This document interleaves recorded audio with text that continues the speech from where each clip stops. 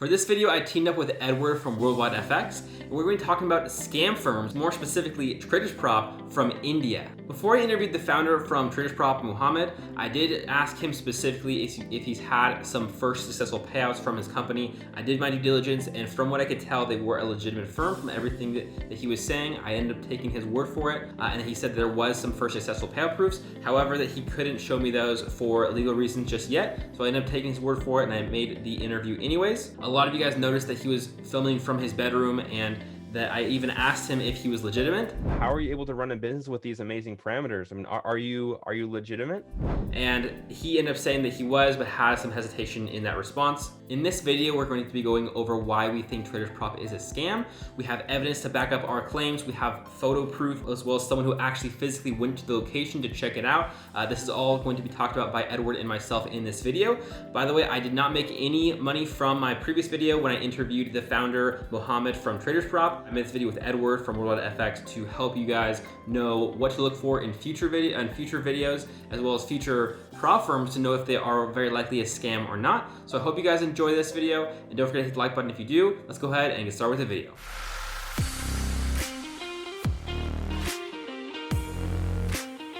All right, so I'm here with Ed from Worldwide FX. We're going to be talking about scam firms and more specifically about the Traders Prop situation that's going on. Just to be really clear, this is not the prop trading. That's a completely different company. I saw some people on my post about that confusing companies. This is just about Traders Prop and also other scam companies. So go ahead and introduce yourself. Hey, my name is Edward. I'm with Worldwide FX, and I'm glad to be here today to talk to you today, Blake. Awesome. So Edward, what is your opinion on the whole Traders Prop situation? Well, it's a truly unfortunate situation. I've had a lot of conversations with Muhammad behind the scenes when they first came out. When his organization first came out the first week of April, they seemed to be very forthcoming. They seem to be very legitimate. They seem to be extremely transparent. Myself and my good friend Yvonne at Worldwide FX, we were the first to interview that firm, to learn a lot about that firm. I personally, recommended Yvonne that we interview this firm and learn a lot about this firm so we can give, really good, solid information to the community. We really want to try to give people information to help them to make the best decision.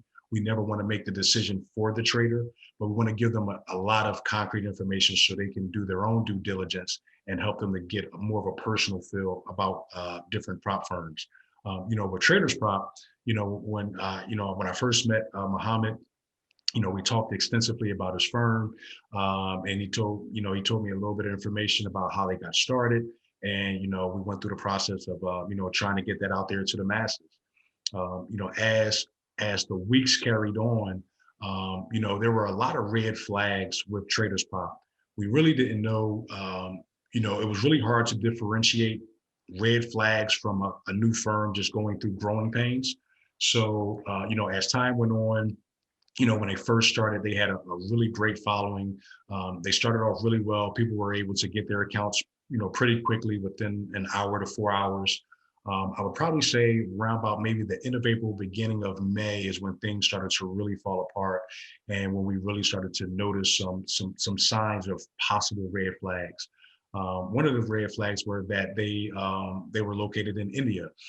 For many individuals that understand, the laws in India, you can't trade Forex or have any Forex companies in India. So they eventually changed that from India to Dubai.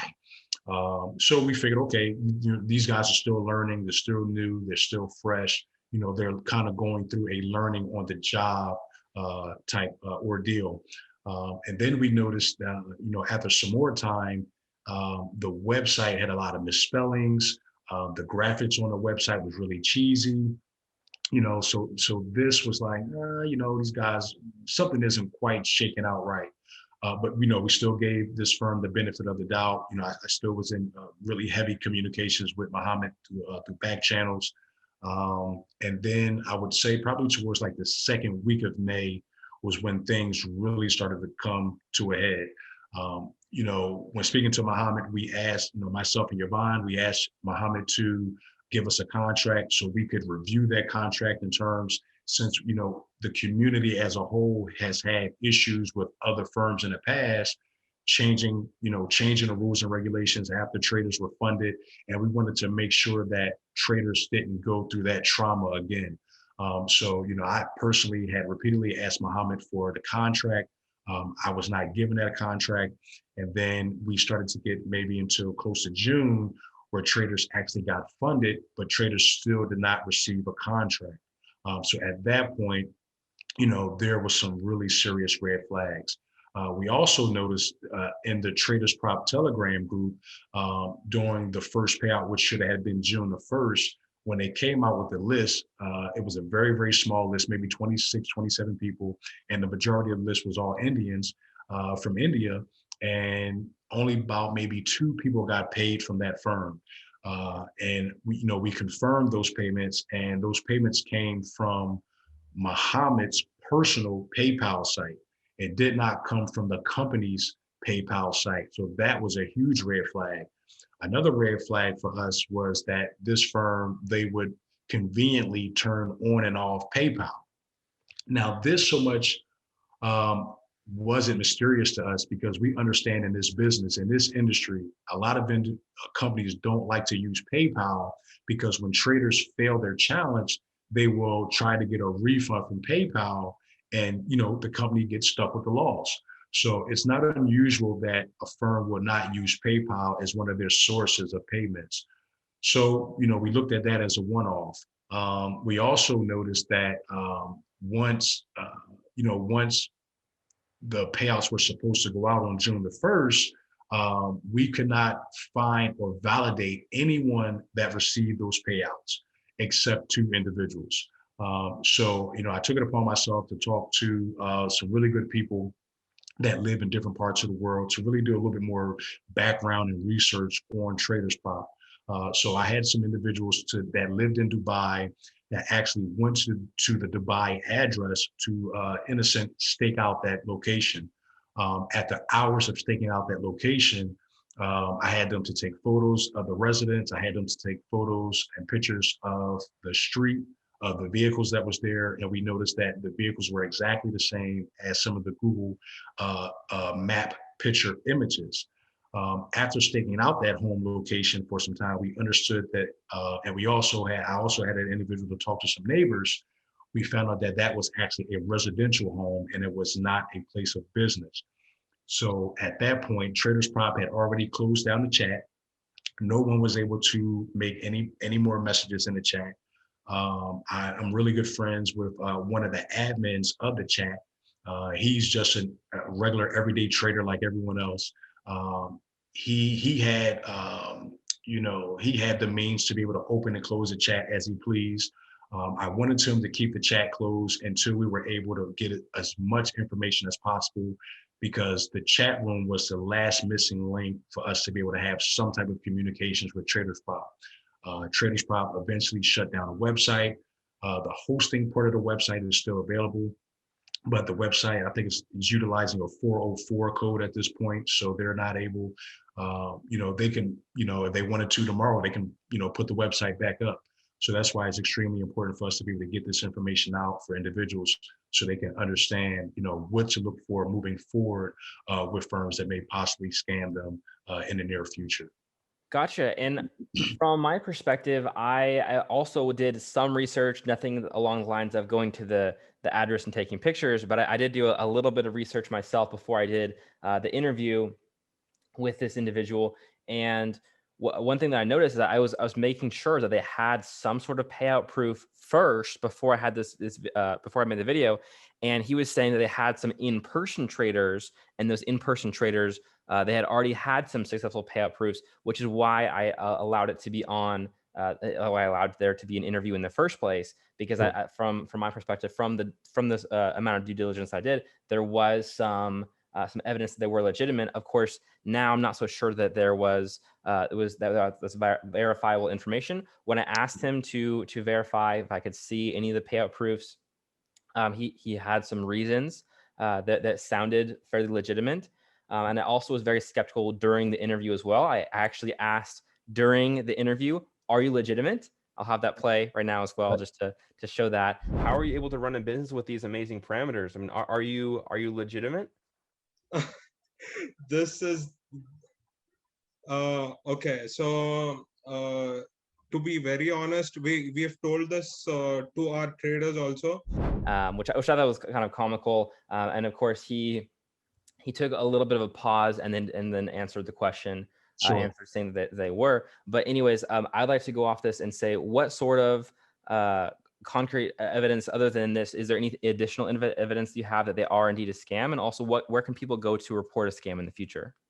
Sure. So, so we reached out to Traders Prop, the support team. The support team had removed the email, so you're no longer able to get in contact with support@tradersprop.com. Now you will receive an error message that they had removed the email content. They shut down the website.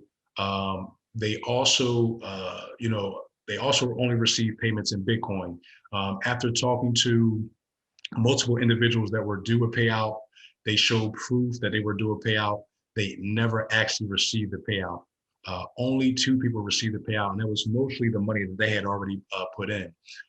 So things to look for with scam companies. One thing that Traders Prop did in order to draw more customers for more of a word of mouth, they actually randomly chose a number of individuals and gave them a refund for what they paid, whether they passed or failed the challenge or not.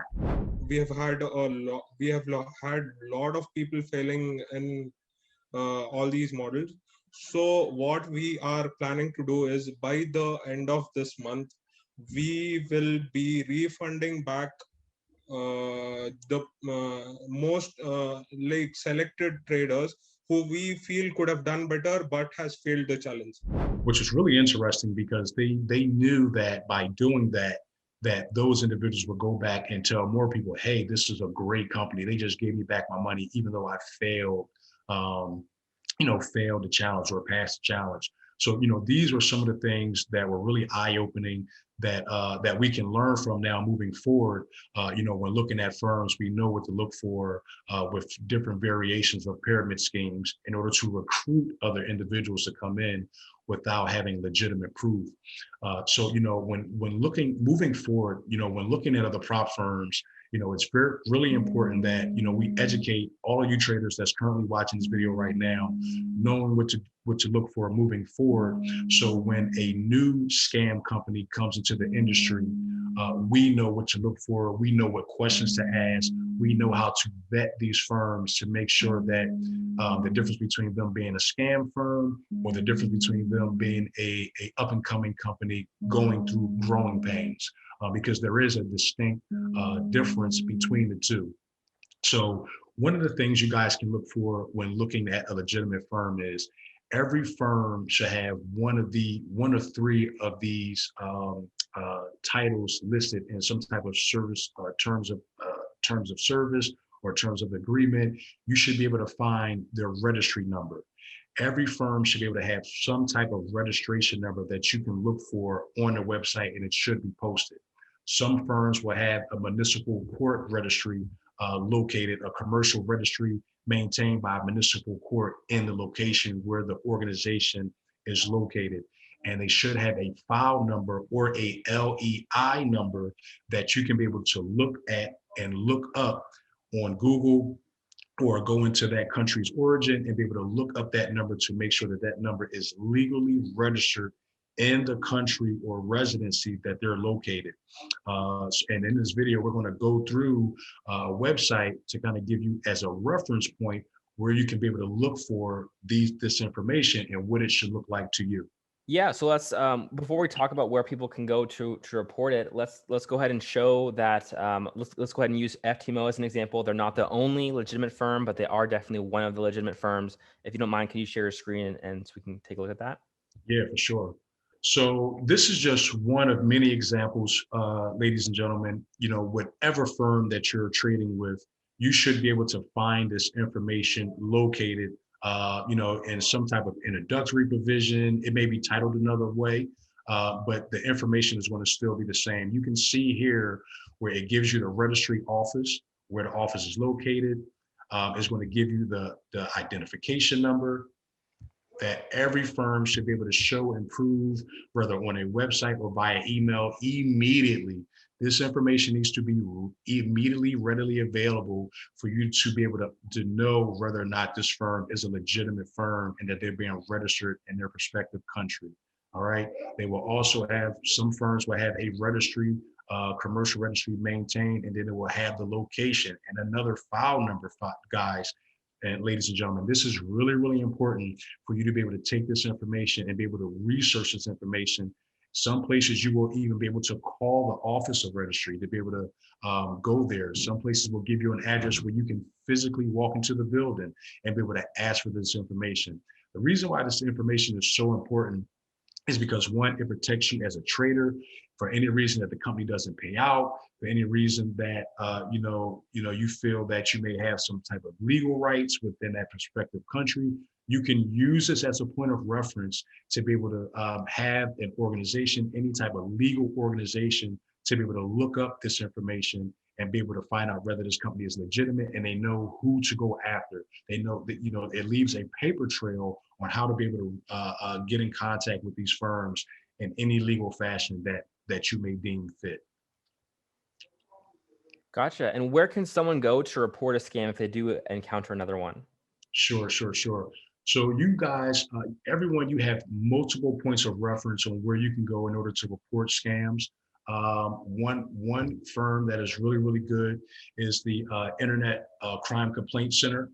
This is an international center that you guys can utilize in order to file a complaint. As you can see here, you can file a complaint here, and it goes through very detailed information. If you're a suspect of some type of terroristic threat or some type of internet crime, as you can see here, this would be something, since, all prop firm industries are direct to consumer businesses, meaning majority, if not 100% of their business is online, right? So you want to be able to go and contact organizations like this, and then they give you, easy step-by-step process where you can fill out this information. Whenever you're looking at a firm, you always want to be able to make sure that you have this information readily available. Any firms you deal with, get a screenshot, do a snippet page of the terms and conditions, just in case for whatever reason a firm, decides they want to do a quick money grab. They want to, make a website and then, destroy their website like Traders Prop did. You want to be able to have this information readily available.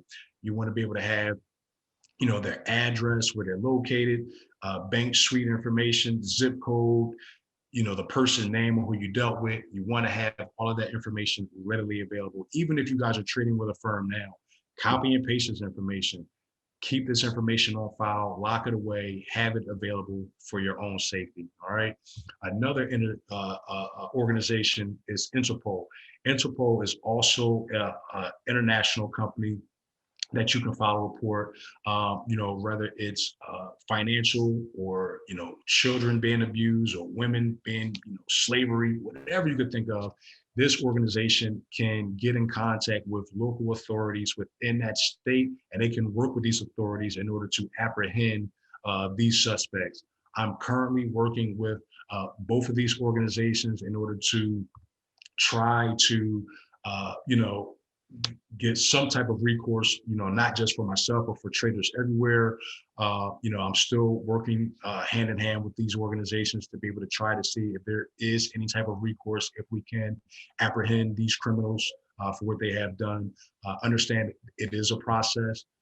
They're dealing with people from all over the world, but like anything, it takes time, but we have time. And what we're doing here, the work that's being done, is extremely important because not just myself, but my friends, a lot of you, ladies and gentlemen that are currently watching this video, we understand the devastation that has happened to people all over the world, and it's really, really important that we catch these guys. So, we're doing the work that needs to be done, for everyone.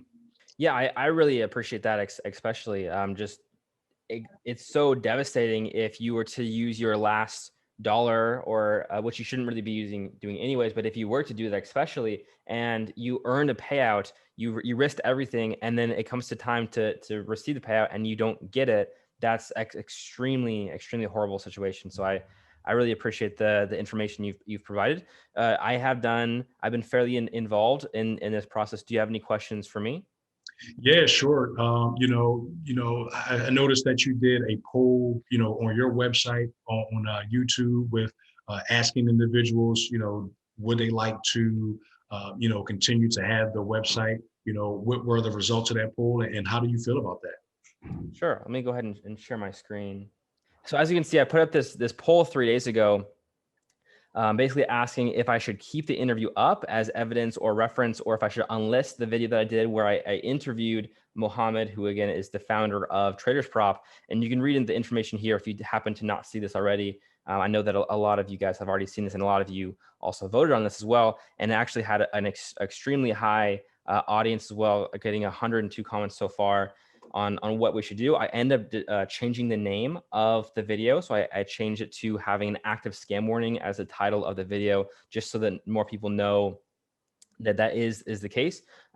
Almost everyone, or 78% of people, said that I should keep the interview up as evidence or reference. So if you guys need that, that's absolutely fine. Again, I have changed the title to do so. I have not received a single cent from Traders Prop, either from accounts or from affiliate links or anything. I never got paid for the video. I never accepted any money from Traders Prop for any of this, which is unfortunate. I'm here with you guys. I also got scammed. I just want to make sure that's super clear. But that being said, I have one last question for you. Sure. So what other things can we look for when we're looking at interviews of founders of prop firms to gauge the legitimacy of the prop firm in question?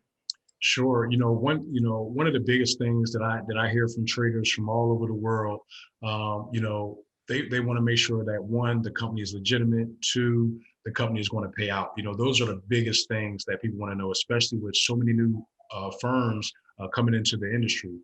So being able to, hold CEOs accountable by asking, are they able to show a contract? One of the biggest problems that we had with, we won't name some of the firms, but firms that have, withheld the contract until traders are actually funded. And then once they're funded, they change the rules at the last second. We want to hold these organizations accountable to make sure they cannot do stuff like that.